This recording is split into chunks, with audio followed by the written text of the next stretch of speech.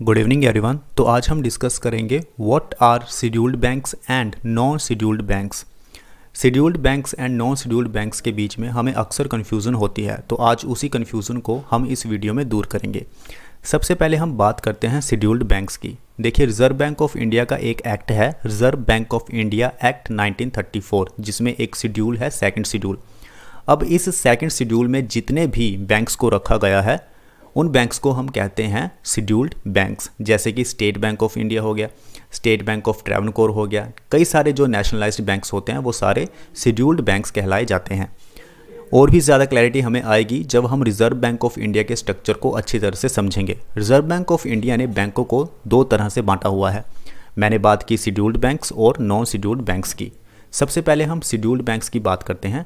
अब scheduled banks में भी दो तरह के बैंक्स होते हैं। सबसे पहले है कॉमर्शियल बैंक्स और दूसरा है हमारे पास कोऑपरेटिव बैंक्स। कॉमर्शियल बैंक्स की अगर हम बात करें तो इसमें तीन तरह के बैंक्स हमारे पास आते हैं: public sector banks, private sector banks and regional rural banks. दूसरी तरफ हमारे पास आता है कोऑपरेटिव बैंक्स, जिसमें तीन तरह के बैंक्स होते हैं: state cooperative banks, central cooperative banks and primary credit societies. State cooperative banks वो बैंक्स होते हैं जो स्टेट लेवल पर ऑपरेट होते हैं। सेंट्रल लेवल पे जो बैंक्स ऑपरेट होते हैं उन्हें हम सेंट्रल कोऑपरेटिव बैंक्स कह देते हैं। और तीसरा हमारे पास है प्राइमरी क्रेडिट सोसाइटीज़, जो कि सोसाइटी के अंडर रजिस्टर्ड होती हैं।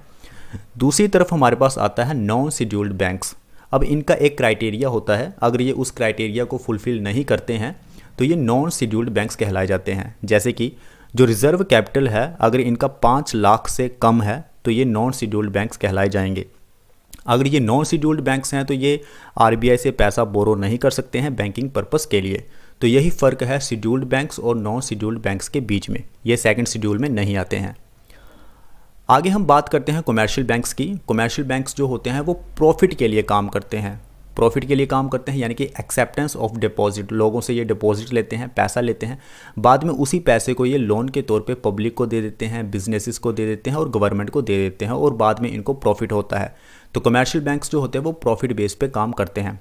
मैंने बात की थी कमर्शियल बैंक्स जो होते हैं वो तीन तरह के होते हैं: public sector banks, private sector banks and foreign banks. पहले हम बात करते हैं पब्लिक सेक्टर बैंक्स की। इसमें जो 50% से भी ज़्यादा हिस्सेदारी है वो सरकार के पास होती है।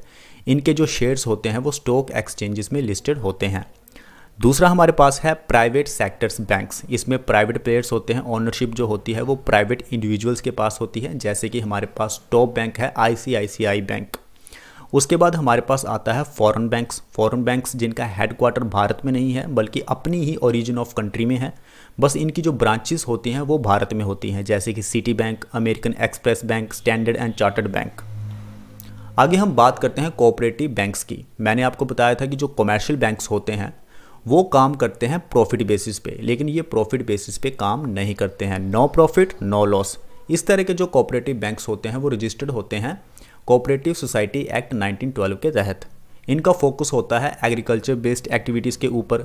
जो स्मॉल स्केल यूनिट्स होती हैं, कॉटेज इंडस्ट्रीज़ होती हैं, सेल्फ एम्प्लॉयमेंट एक्टिविटीज़ के लिए ये लोगों को लोन प्रोवाइड करवाते हैं।